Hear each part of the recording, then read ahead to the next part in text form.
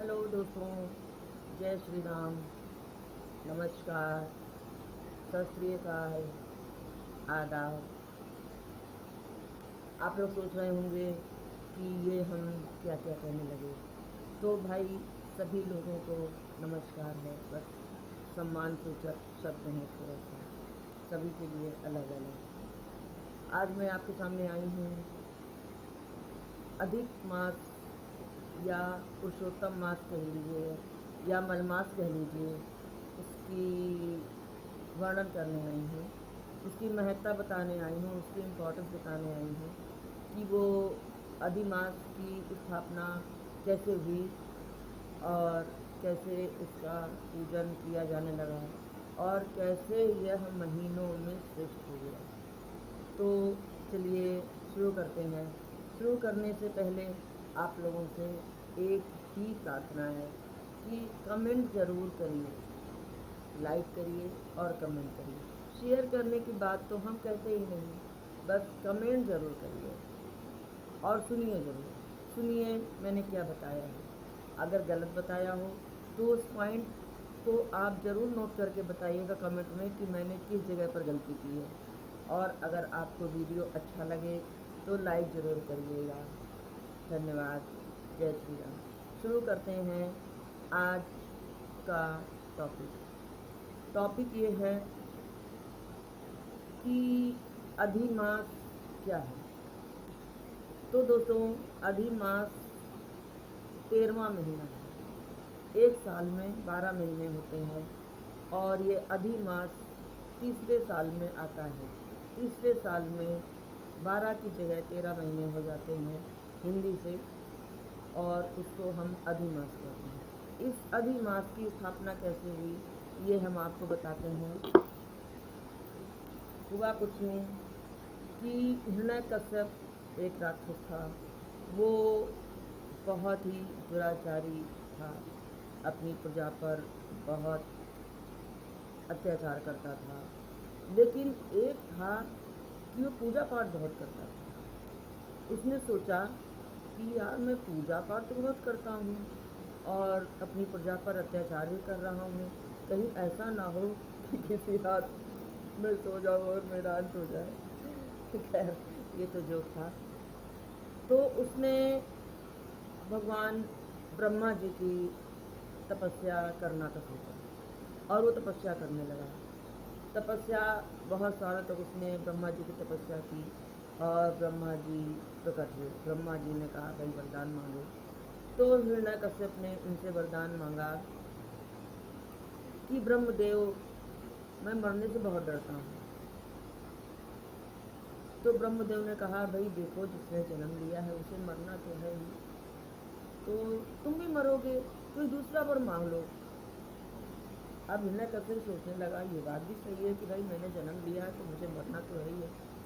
तो उसने कहा कि ठीक है भगवान, आप मुझे ऐसा वर दीजिए कि मैं किसी भी दिन न मरूं, सुबह न मरूं, शाम न मरूं, दोपहर न मरूं, रात न मरूं, किसी महीने में ना मरूं, किसी समय में ना मरूं, किसी भी दिन ना मरूं, किसी इंसान के हाथों ना मरूं, किसी जानवर के हाथों ना मरूं, किसी अस्त्र शस्त्र से ना मरूं, ना जल में मरूं, ना धरती में मरूं, ना घर के अंदर मरूं, ना घर के बाहर मरूं। तो ब्रह्मदेव ने कहा ठीक है, मैं तुम्हें वरदान देता हूँ, तुम्हारे साथ ऐसा ही होगा। हुआ भी कुछ ऐसा ही। जब हिरण्यकश्यप का अत्याचार बढ़ गया तो अपने बेटे के प्रति, तो भगवान रुष्ट हुए। उनको लगा कि अब तो इसका धरती से अत्याचार मिटाना ही होगा और मुझे धरती पर जाना ही होगा। तो बालक प्रहलाद के प्रार्थना करने पर एक खंभा फटा और उससे नरसिंह भगवान निकले। नरसिंह भगवान इसलिए कहते हैं कि जो उससे प्रकट हुए थे उनका आधा शरीर सिंह का था और आधा नर यानी मनुष्य का था, इसलिए उनको नरसिंह भगवान कहते हैं।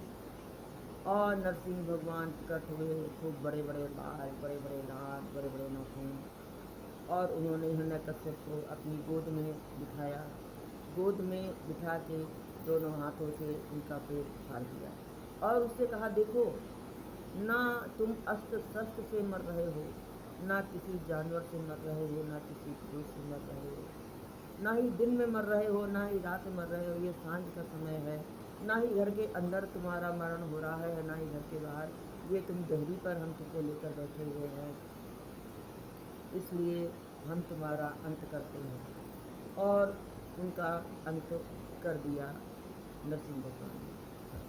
नरसिंह भगवान ने हिरण्यकश्यप का तो अंत कर दिया, जिससे जनता बहुत खुश हुई।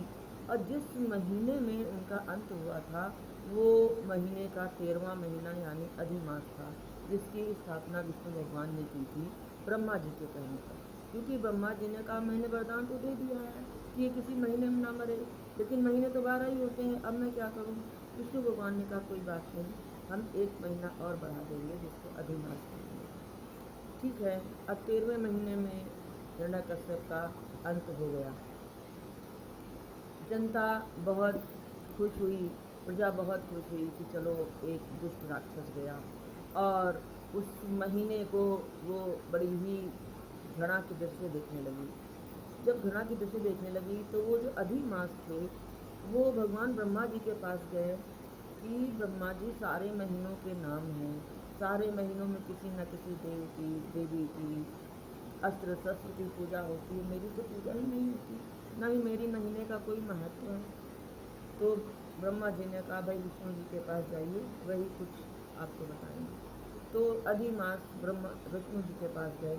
उन्होंने कहा, भाई हर 12 महीने होते हैं और हम 13वां महीना है, तो हमारा तो कोई नाम ही नहीं है, ना हमारे महीने में किसी देवी देवता की पूजा होती है और बड़ी घृणा दृष्टि से देखा जाता हूँ मैं, मुझे लोग मलमास कहते हैं, तो मेरा भी तो कुछ नाम रख दीजिए। विष्णु भगवान ने कहा, ठीक है, मैं तुम्हें अपना नाम देता हूँ और आज से मलमास को लोग पुरुषोत्तम मास भी कहेंगे। पुरुषोत्तम यानी भगवान विष्णु। और उस दिन से उस महीने का नाम पुरुषोत्तम मास हो गया। अब जब नरसिंह भगवान ने उनका वरण कर दिया तो अधिमास जो कि पुरुषोत्तम मास बन गया था, उसने कहा, नाम तो पड़ गया, लेकिन अब इसकी महत्ता भी तो कुछ होनी चाहिए।